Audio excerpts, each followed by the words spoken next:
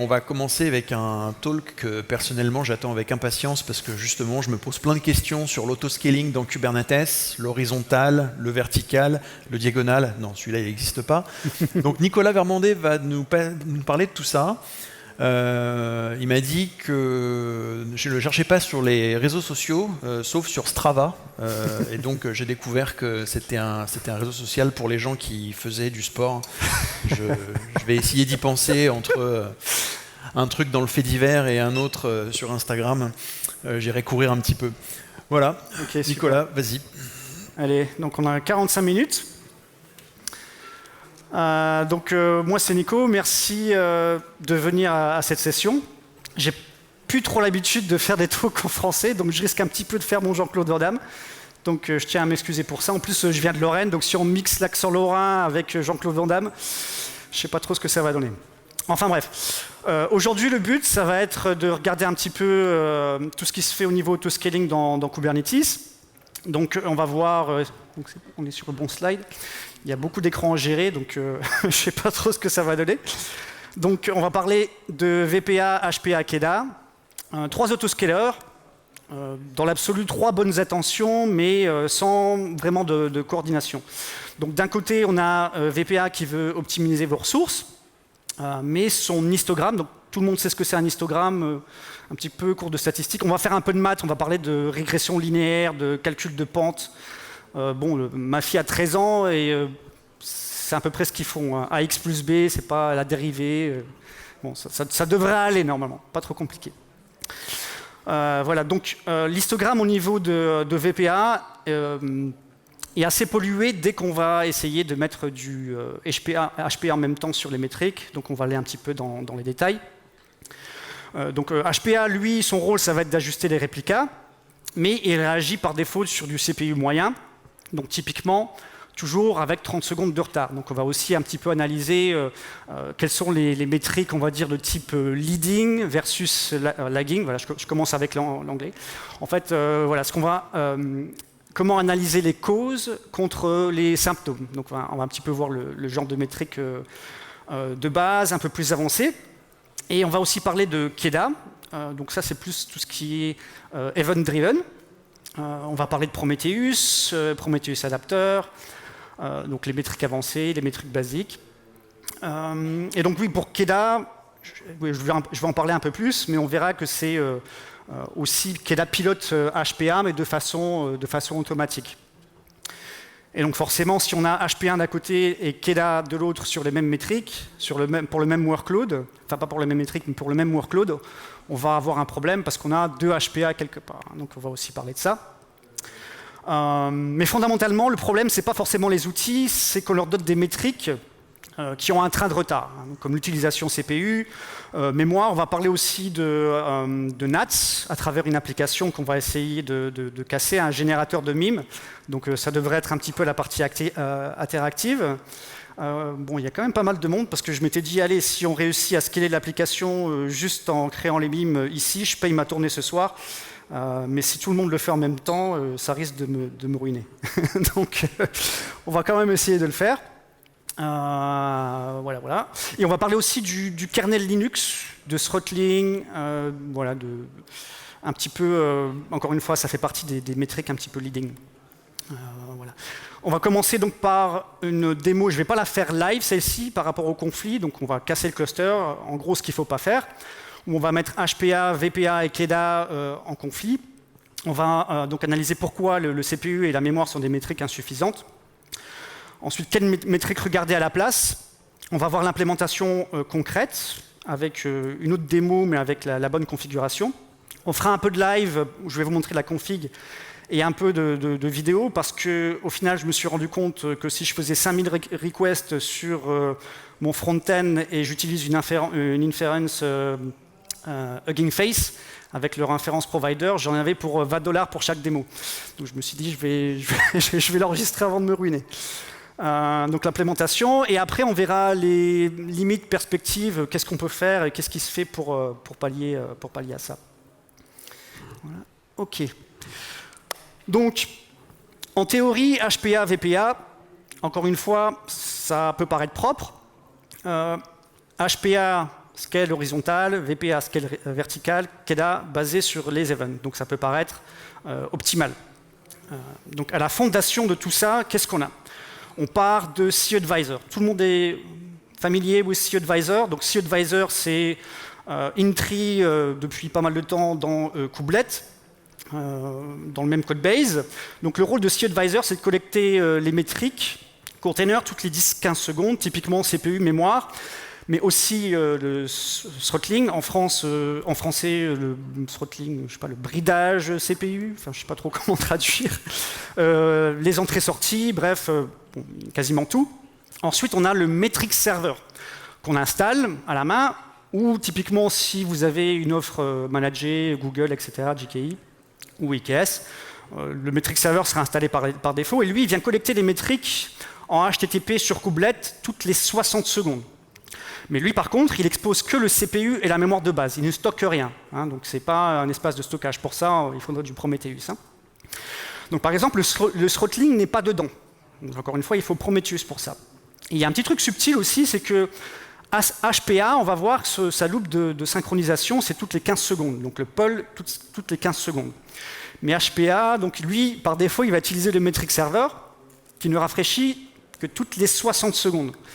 Donc, qu'est-ce que ça veut dire déjà? Ça veut dire que 75% des cycles HPA regardent des données périmées, si on se base sur le metric server, encore une fois. Donc là, ça peut être déjà une raison d'utiliser Prometheus avec des métriques avancées. Ou même utiliser simplement le CPU depuis Prometheus. Au moins, on sait que Prometheus, toutes les 15 secondes, on sera bon.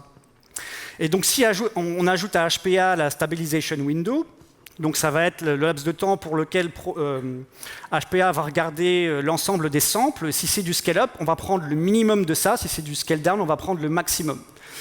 Donc c'est une stabilization window de 30 secondes.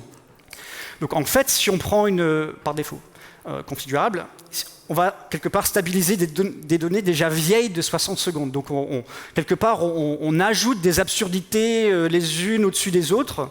Et c'est pour ça que HPA natif va réagir très lentement. Donc on pourrait dire, OK, je vais changer le polling du metric server. OK, mais ça dépend combien de nœuds dans le cluster. Il ne faut pas oublier que on fait des requêtes sur Kubelet, HTTP. Donc ça va augmenter la mémoire, le nombre de requêtes via l'API HTTP. Et quelque part aussi, on va pouvoir à la fin avoir des latence dans les métriques qu'on collecte. Donc là, c'est un peu le serpent qui se mord la queue. On veut des métriques en temps réel, mais les métriques elles-mêmes mettent du temps à venir. Donc quelque part, on ne fait rien du tout. On est dans un cercle vicieux. Ça, c'est pour HPA. Donc pour VPA, c'est un peu plus subtil. Donc VPA va collecter un sample par minute pour les containers et les stocker dans un histogramme avec des buckets exponentiels. Donc en gros, on imagine une courbe où on va avoir des valeurs, et simplement, on va venir rajouter 1 dans le bon bucket pour chaque range de CPU, mémoire, de données, etc. Donc la propriété de VPA, c'est que chaque sample a un poids qui va décroître avec le temps, avec une durée de demi-vie. Je me souviens, la première fois que j'ai entendu parler de demi-vie, c'était cours de physique avec les éléments radioactifs, la durée de demi-vie. Là, c'est à peu près pareil, donc on peut se dire que quelque part, VPA est aussi radioactif dans le sens où on a une durée de demi-vie de 24 heures. Donc ça veut dire qu'un sample d'hier compte comme moitié d'un sample d'aujourd'hui. Donc ça veut dire aussi que VPA n'est pas très sensible aux pics assez abrupts. Donc quelque part, on va masquer les pics. Ce qui peut être un problème si on a besoin de scaler. Et puis surtout, le problème de VPA, on va voir que ça peut être aussi la disruption, ça se dit en français, ça, l'interruption des containers, parce qu'il doit redémarrer. Si on le met en mode automatique, on n'a pas le choix. Pour changer la ressource, on doit redémarrer. On va parler aussi du in-place, resizing un petit peu plus tard, mais bon, ça aussi, c'est un petit peu de la poudre de perlimpinpin. Enfin bref, VPA, on verra ce qu'il faut en faire. Et ensuite, KEDA. Donc, je rappelle, KEDA crée un objet HPA sous le capot. Par définition, il va pull les triggers toutes les 15 secondes. Et comme il est souvent... KEDA, deux types... Donc, il va utiliser ce qu'on appelle des scaled objects. Donc, scaled objects, ça peut dire, par exemple, si j'ai une queue Kafka, KEDA va directement interroger Kafka et avoir les métriques. Donc, ça, c'est un type. Mais généralement, on peut intégrer, ce qu'on va faire, c'est intégrer Keda directement avec Prometheus, de façon à faire des requests PromQL directement. Et là, encore une fois, on arrive sur du 15 secondes. Donc on peut utiliser Keda pour du CPU, qui va utiliser Prometheus, et on va venir poll toutes les 15 secondes. Donc là, on résout quelque part le problème de HPA de départ avec le metric server. Deuxième solution, HPA, on peut aussi utiliser des métriques avancées directement. Donc soit on va utiliser HPA sur du CPU en métrique avancée, soit on va utiliser Keda, qui lui par défaut peut se connecter à Prometheus, on peut mettre la query directement dans l'objet. Donc au choix. Donc mais le but c'est d'avoir une chaîne complète beaucoup plus réactive.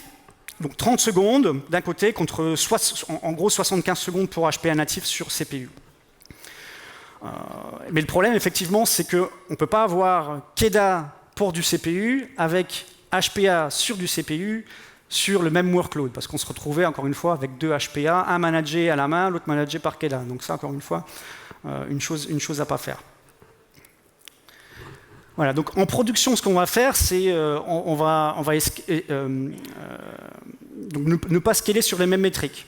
Hein, parce que imaginons le scénario où on est en production, et on ne fait pas la bonne config. Donc HPA va venir scale up parce que le CPU augmente d'un côté. Voilà.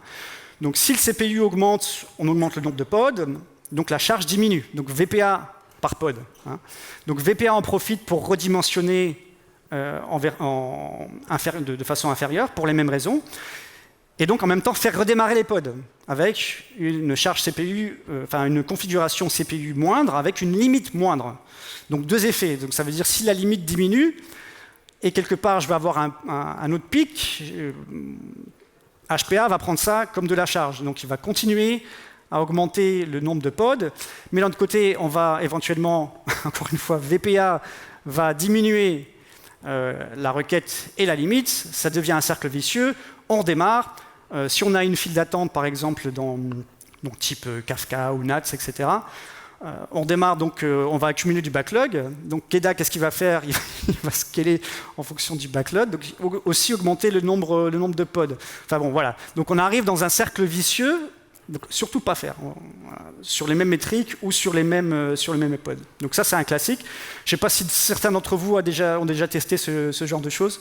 Ouais, c'est assez bon. On va le voir maintenant en direct un petit peu. Où on va utiliser notre meme generator. Donc là, ça fait 15 minutes. OK. Donc le meme generator, on a 4 composants. Je vais expliquer un petit peu ce que fait l'application. Donc il y a un front-end React, un CPU, donc CPU bound assez classique, une queue NATS Jetstream pour découpler, un back-end en Rust, donc avec le framework Tokyo. Pourquoi Rust? J'ai commencé un petit peu... Rust, j'ai toujours cette relation un petit peu... Ouais, je ne veux pas trop y toucher. C'est pas de moi la citation, mais je trouve qu'elle reflète vraiment bien. C'est Rust, c'est un petit peu... comme pour le langage de programmation, c'est un petit peu le vegan des langages de programmation. C'est un petit peu le cool. En même temps, c'est pas trop... Une fois qu'on y est, on risque de trop... voilà. Une fois qu'on y est, on a vraiment envie de s'y mettre. Et c'est assez demandant, comme le fait d'être vegan, ce que je ne suis pas. Donc, mais Rust, oui. Donc, je conseille à tout le monde, c'est vraiment une expérience à part. Donc le back-end Tokyo, le framework, assez IO-bound, beaucoup d'attentes sur les appels externes. On vient avoir un cache Redis, qui lui est plutôt memory-bound. Et donc avec ça, on va couvrir tous les cas limites qu'on peut rencontrer en prod, et c'est un petit peu le cobaye du jour. Donc, à ne pas faire, on va voir ce qui se passe. En gros, c'est pour illustrer mes propos. HPA sur CPU 50%, comme dans beaucoup de tutos, on va voir 50%, est-ce que c'est bon ou pas, à tester. VPA en mode auto, il optimise tout seul comme un grand. Hein, et Keda sur QDEV, je crois que j'ai pas mis 100, j'ai mis 10 pour aller, on va regarder, pour réactif aux events. Et individuellement, chaque config est défendable, mais ensemble, on va voir ce qui se passe avec ces petites notions de yo-yo. Mais d'abord, si vous voulez faire... essayer de casser l'application, c'est ce QR code-là. Donc, au moins voir si ça marche. Je vais lancer l'app, et puis... non, l'app est déjà lancée, on va voir si vous réussissez à scaler. Je laisse un peu tout le monde le temps de prendre le QR code. Et donc maintenant, on va passer à...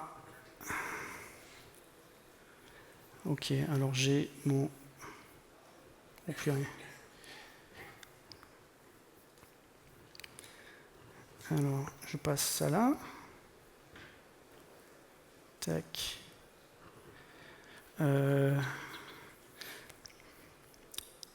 Ok, je voulais d'abord... Voilà. Expliquer l'architecture vraiment vite fait.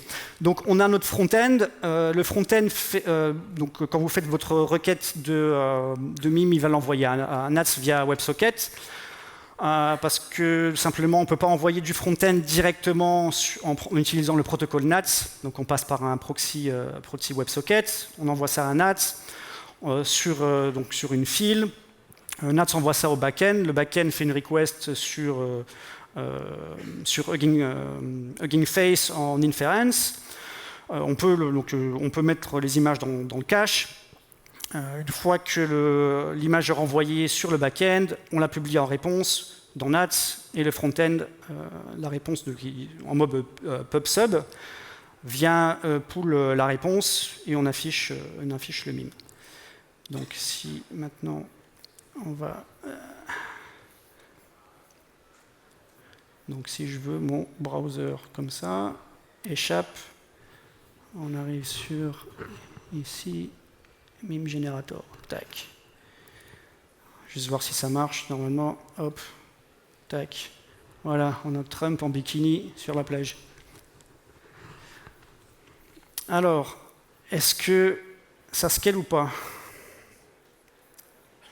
Ma petite souris, voilà, hop. Non, ça c'est la vidéo. Ça c'est le live, ça?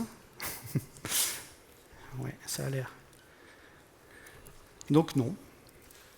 Mepods, mon scale object. Ça marche pour tout le monde? Oui, c'est bon? Donc, il n'y a pas assez de requêtes. Combien on a là? 5% CPU, la queue. Non. On va attendre un peu. Non, peut-être parce que vous ne le faites pas tous en même temps. On va regarder juste le dashboard. Donc j'ai un joli dashboard pour montrer. Ah bah forcément.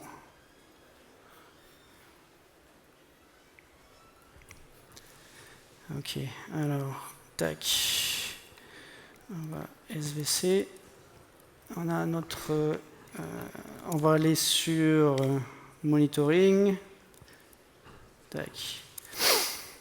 On va Grafana, il est où? Il est là. On va forwarder sur le port 3000.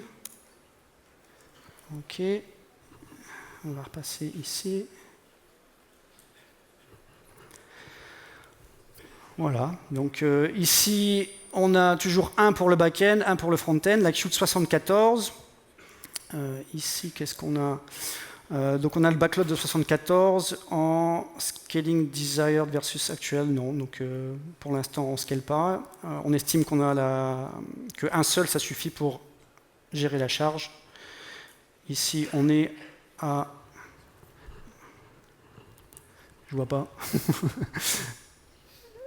2,31 requêtes par seconde et en queue wait time, on a 0 secondes. Donc pour l'instant, tout se passe bien. Donc je vais devoir utiliser la vidéo plus tard pour montrer un petit peu le résultat. Mais ça, j'ai la bonne configuration dans le cluster. Donc ça, c'est typiquement ce qu'on veut, avec des métriques différentes, avec du scaling sur des métriques différentes, sur des workloads différents. Voilà. Donc ça, c'était juste pour introduire un petit peu l'application. Ok, donc première vidéo, ça va être ici... c'est pas celle-ci, c'est l'autre. Alors, voilà, c'est celle-ci. Donc pour démontrer un petit peu, dans l'absolu, la mauvaise configuration. C'est assez grand? Ouais. Alors, la première partie, c'est qu'ici, on va voir... donc on a... Première démo, c'est sur le back-end. Donc on va venir gonfler la queue pour voir ce qui se passe. Donc, première chose, volontairement, les requests à 10 millicores. Donc, typiquement, quand on va augmenter la charge, déjà, de base en mode nominal, VPA en mode automatique. Première chose, il va redémarrer le container. Parce que 10 millicores, c'est un petit peu trop faible. Ensuite, on va avoir... Donc j'ai mes 3 containers ici. Donc j'ai mon proxy NATS. Ensuite, j'ai mon MIME générateur front-end et back-end. Donc le VPA ici, on va déjà voir que le CPU recommandé, si vous voyez bien, c'est 50 000. Donc VPA, au bout d'une minute, il va commencer à générer la bonne recommandation. Et si c'est en mode automatique, bon voilà, comme c'est le cas ici, il va redémarrer le pod. Donc première disruption déjà. Ensuite, on va regarder la config HPA que j'ai dessus. Donc, encore une fois, une chose à ne pas faire. Donc là, j'ai à la fois un scaled object sur la queue, plus un HPA. Donc, le scaled object, lui, va venir créer un HPA qui va être géré par KEDA, qui est basé sur la queue. Donc, on va déjà voir ici que la target, mon threshold est de 5 dans le backlog. Et on est déjà ici à, donc si j'enlève 3 0, 261 requests qui sont dans le backlog. Donc déjà, on va avoir un target réplica qui va augmenter. Le CPU, il vient de démarrer, donc HPA vient d'être démarré. Et ici, on vient de voir que VPA a réagi avant HPA, parce que HPA, encore une fois, dépend du metric server. Metric server, on va attendre une minute. Donc HPA ne sait pas encore, le HPA sur le CPU, il ne s'est pas recommandé encore d'action. Donc la configuration du HPA via KEDA, ici on l'a vu juste avant, je vais essayer de le rechoper. Voilà. Tac. Voilà. Ici, donc ça c'est le HPA généré. Donc ça va être la métrique que KEDA va exposer depuis Prometheus. Il lui donne juste une ID. Et avec ici, on va voir le target, ce sera de 5 dans la queue. Donc au-dessus de 5 dans la queue, je veux scaler. En gros, c'est ça. Ensuite, on va avoir le HPA à la main. Donc ici, on voit que non, ça c'est le scale object. Je vais juste essayer de trouver le HPA. Utilisation 50. Hop, oh, il est là. Donc utilisation de 50%. Donc quand on va dépasser 50% d'utilisation, on va scaler. Mais le problème ici, c'est qu'on va donc charger la queue, mais le CPU va rester bas.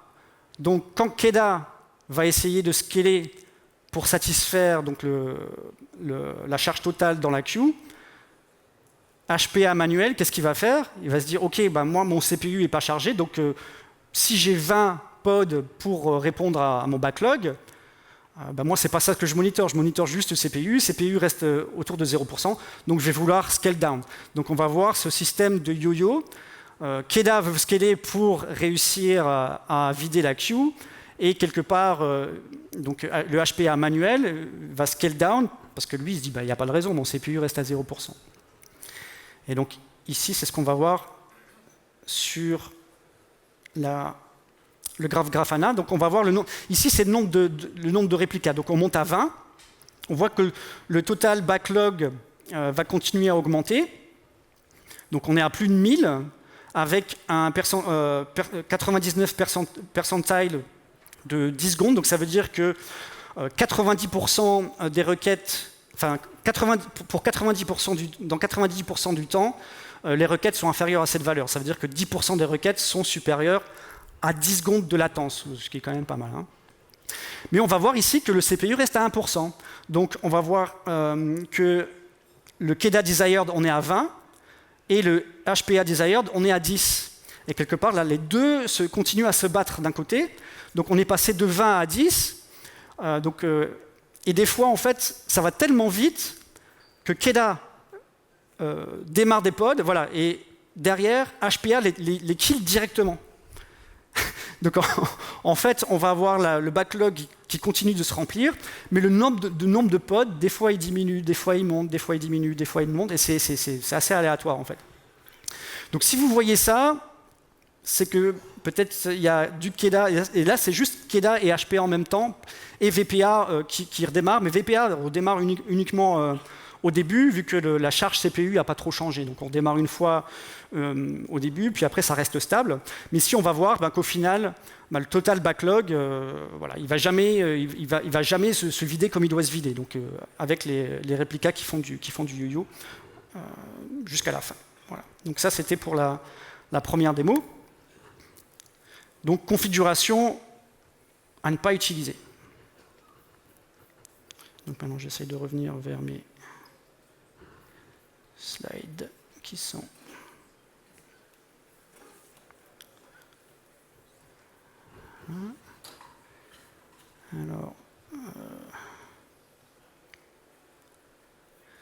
Alors c'est caché par le timer maintenant. Presenter view. Ok, back, full screen.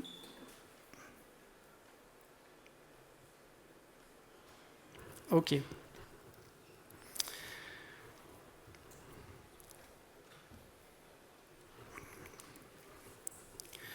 Voilà, donc ça c'était pour le cas où on était plus bound, donc lié à des I/O.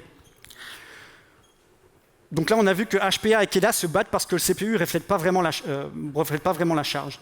Mais quand le workload est vraiment lié au CPU, comme par exemple le front-end React, il y a un autre piège, donc c'est le cercle vicieux HPA-VPA, j'en ai parlé juste avant. Donc HPA va scaler, la charge totale qui ne change pas, et donc l'usage par pod baisse mécaniquement. Donc VPA collecte les slumps, mais le problème, encore une fois, c'est qu'avec plus de pods, il reçoit plus de samples qui vont devenir tous plus bas les uns que les autres. Donc l'histogramme va dériver, et encore une fois, VPA va recommander moins de CPU. Moins de CPU, ça veut dire dans la request, et par défaut dans VPA, quand on diminue les requests, on va aussi diminuer les limites de façon proportionnelle. Donc ça veut dire je diminue les limites, et en même temps si j'ai un pic, j'atteins la limite, il y a du throttling qui se met en place, le CPU est bridé, HPA voit ça comme de la charge et va scale up. Donc d'un côté il y a moins de headroom, et on est beaucoup plus sensible au throttling qu'avant. Donc ça c'est le deuxième cercle vicieux quelque part. Donc le vrai coupable ici, c'est quoi? C'est encore une fois, c'est l'histogramme, parce que en gros, ce qui va se passer, c'est que quand HPA, imaginons scale de 2 à 6, on a 3 fois plus de samples. Et donc du coup, mais la charge ne va pas changer, on est à 100. Donc si on passe de 2 à 6, ils vont tous se retrouver à 33 millicores. Donc ça veut dire qu'après une semaine, on va avoir 67% de l'histogramme à 33, et donc le P90, donc le 90e percentile, est tiré vers le bas. Du coup, VPA va recommander 50 millicores au lieu de 100 millicores, même si la charge totale n'a pas changé. Donc l'histogramme va être inondé par le nombre de réplicas, et ça c'est par design. Donc ça en gros c'est la raison pour laquelle il ne faut jamais utiliser HPA et VPA sur la même métrique, sur le même CPU. Sauf, il y a certaines solutions payantes qui vont pouvoir le faire à votre place. Si ils ne vont pas utiliser le VPA de base, donc ce sera un right sizing par défaut, donc qui vont venir mettre en place au-dessus du HPA, donc ils vont utiliser le HPA natif, mais pas le VPA natif. Donc ce sera plutôt du continuous right sizing. Donc là c'est faisable. Mais à la main, avec les solutions natives, jamais de HPA et de VPA sur les mêmes métriques. Donc maintenant, ça c'est un problème. Le problème de fond, c'est qu'on utilise souvent des métriques qui sont en retard. Donc si on prend l'utilisation CPU, c'est une moyenne glissante de 30 à 60 secondes. Donc on a déjà un délai à ce niveau-là. Donc quelque part, si je prends un exemple, sur du CPU, toujours le T0, le pic d'utilisation arrive, le kernel commence à se throttler presque immédiatement. Donc le signal existe. Même si au niveau des métriques, on a 30 secondes de délai, le kernel, lui, a la valeur il sait que le throttling est là, il est mesurable. Mais du coup, HPA ne réagit pas si on se base sur la moyenne CPU. Seulement à T plus 30, La moyenne CPU dépasse enfin le seuil, parce que forcément, s'il y a du bridage, la moyenne CPU va augmenter et HPA va réagir. Donc T plus 45, après les valeurs donc, imposées par la stabilization window dont j'ai parlé tout à l'heure, le cooldown, etc., HPA décide de scaler.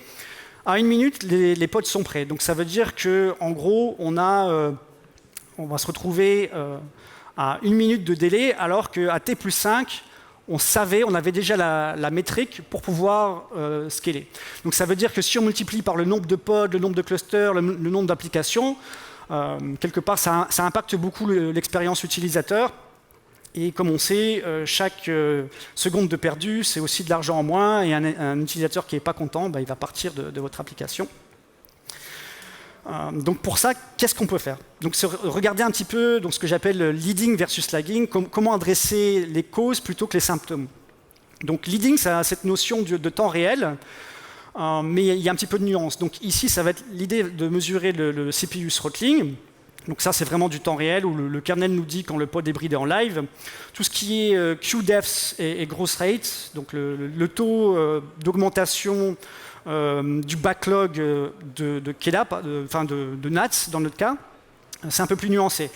Donc le backlog seul, il est fiable, mais encore une fois, c'est une donnée qui est en retard.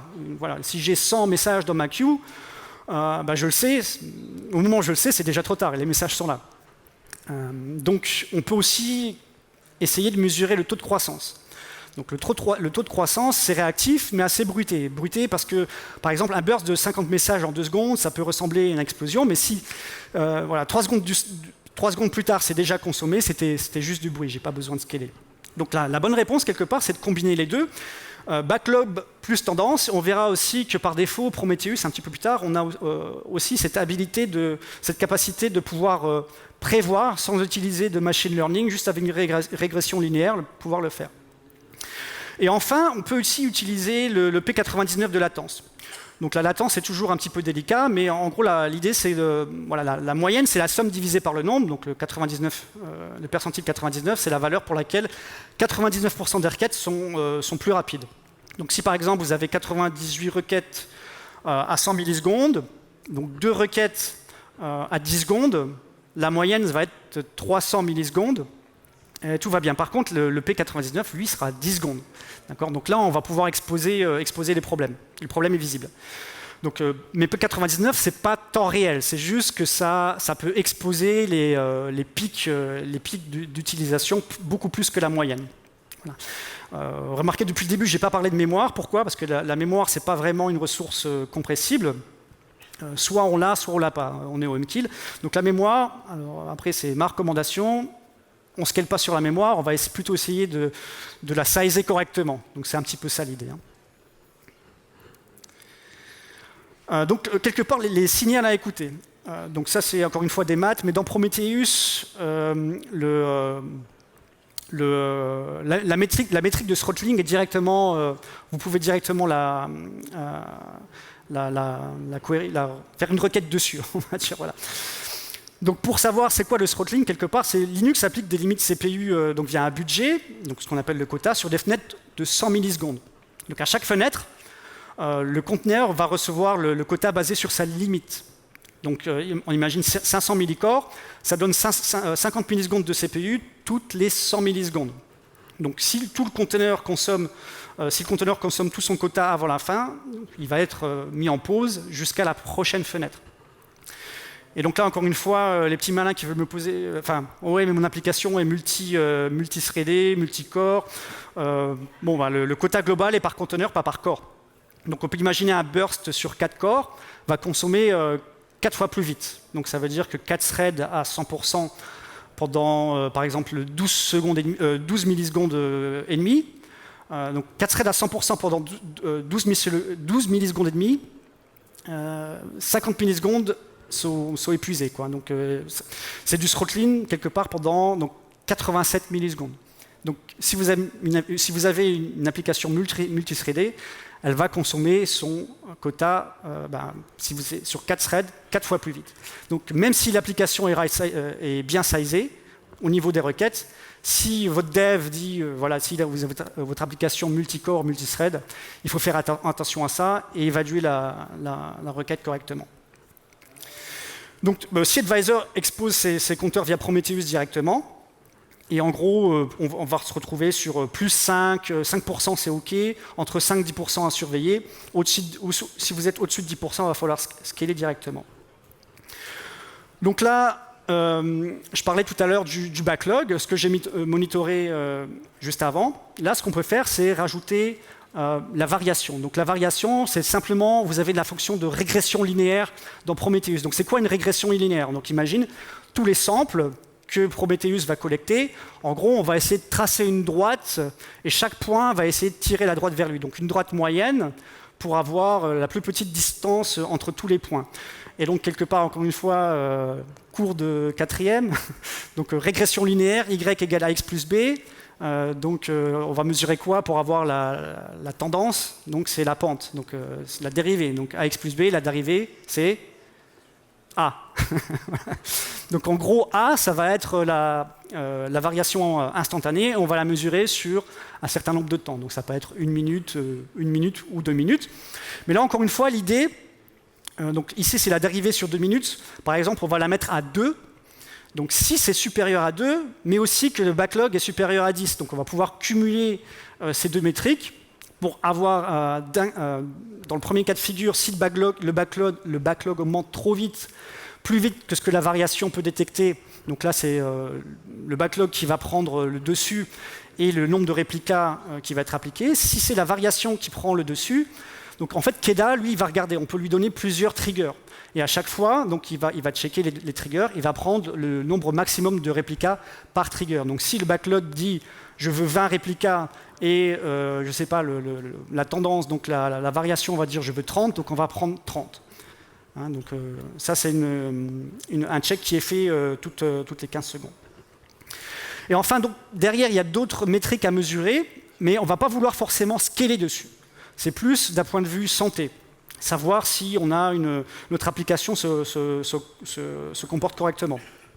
Donc l'efficacité réelle ou la productivité, ça va être le ratio de travail utile sur le CPU consommé. Donc quelque part, dans notre cas, c'est des requêtes réussies par CPU seconde. Donc ce n'est pas une métrique leading au sens temporel. On va calculer ça sur une fenêtre de 2 minutes ou 1 minute comme pour les autres. Mais c'est une métrique composite. Elle combine donc une métrique applicative avec une métrique système.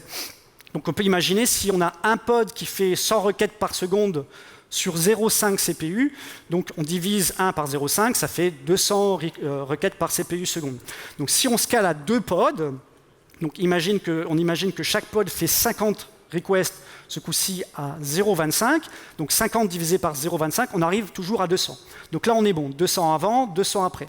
Par contre, un scénario où chaque pod va faire 50 requests mais consomme 0,4, donc 50 divisé par 0,4, donc on arrive à 125. Donc là, 125 inférieur à 200, on n'est pas bon. Et si on est positif, là on sait que le scale-up a eu de l'intérêt. Donc ça, c'est une bonne métrique pour pouvoir mesurer la santé et éventuellement voir quand le scaling a du sens ou qu'il y a un bottleneck ailleurs, type DB saturé ou de la contention. Donc ensuite, c'est ce que je parlais tout à l'heure, donc le P99. La latence, c'est toujours assez compliqué d'avoir la bonne valeur. Donc soit, en général, on va directement dans l'application pouvoir l'instrumenter avec OpenTelemetry de façon automatique. Dans ce cas-là, on ne va pas forcément avoir le contrôle sur tout ce qu'on veut exposer, soit directement avec l'OpenTelemetry SDK, soit avec un service mesh, mais dans ce cas-là, il faudra faire attention parce qu'on a juste la latence réseau. Mais quelque part, l'important, c'est de mesurer le P99 de ça, de ne pas utiliser une moyenne. Donc ça, c'est un petit peu l'esprit de ça. Ensuite, comment donc, connecter ces bonnes métriques? Donc, le premier chemin, et je pense que c'est donc celui quelque part par défaut, si on ne veut pas implémenter Keda, c'est le Prometheus Adapter. Donc ce n'est pas une brique d'observabilité en soi.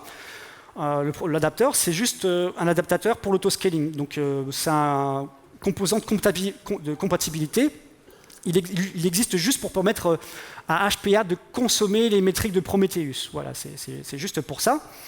Et il s'expose via le Custom Metrics API, donc sur custom.metrics.kubernetes.io. Et donc, vous allez définir les règles de transformation. Donc ça, si vous le faites à la main.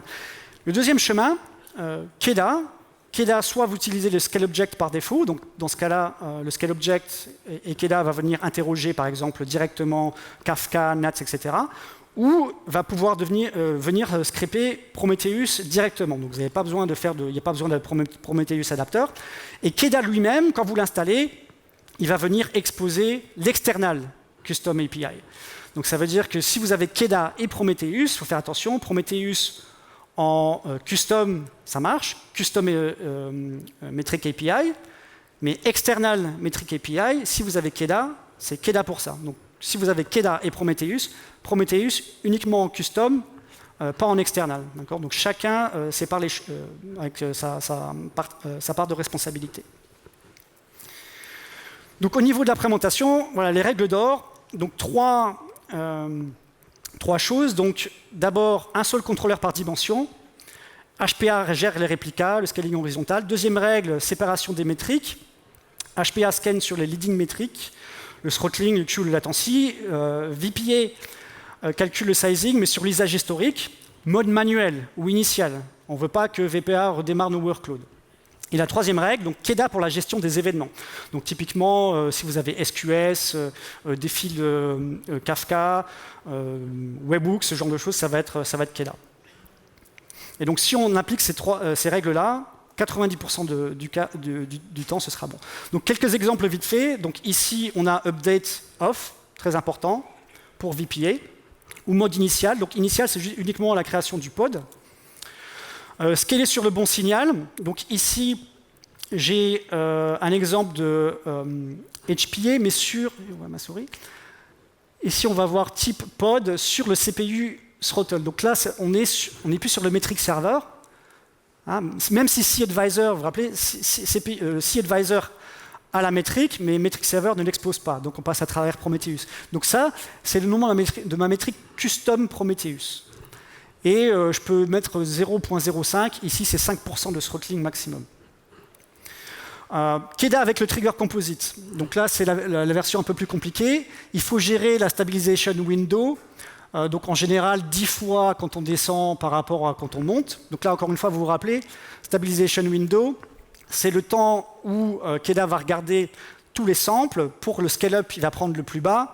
Pour scale-down, il va prendre le plus haut. Et donc, à chaque sample, donc ça permet un temps défini de pouvoir lisser les pics. Donc ça va être ça l'idée. Et de scale down beaucoup moins vite que je scale up. Et de mettre des garde-fous. Donc ici, donc là, je peux mettre mes deux triggers. Donc d'un côté, le backlog, où donc là, encore une fois, c'est ma métrique avancée. Donc là, c'est le nom de mon stream, donc de ma queue, c'est mime. Et ici, ça va être le seuil, c'est 100. Donc là, j'ai mis 100, mais ça pourrait être 10. Et donc ici, ça va être la variance. Donc encore une fois, fonction définie dans Prometheus, simplement la dérivée, et ici, le temps sur lequel vous voulez mesurer ça. Donc voilà, assez simple. Donc l'assemblage final, on va se retrouver avec ces trois composants. Donc le front-end avec le throttling ratio, le back-end avec à la fois KEDA sur le QLAG plus la dérivée, et si on a du Redis, pas d'HPA parce que c'est du stateful, sauf si on a un opérateur et qu'on manage un Redis cluster depuis un opérateur. Donc là, encore une fois, VPA en mode off. Donc limite et point clé. Encore une fois, les limites maintenant, c'est qu'on reste dans du réactif. On n'est pas sur du prédictif, sauf, encore une fois, avec la dérivée. Mais encore une fois, sur la régression linéaire, ce qu'on peut faire, au lieu d'utiliser la fonction dérive qu'on a vue là, il y a une fonction qui s'appelle predict linéaire. Je ne vous l'ai pas montré aujourd'hui, mais ça peut faire, rien que pour ça, l'objet d'un talk.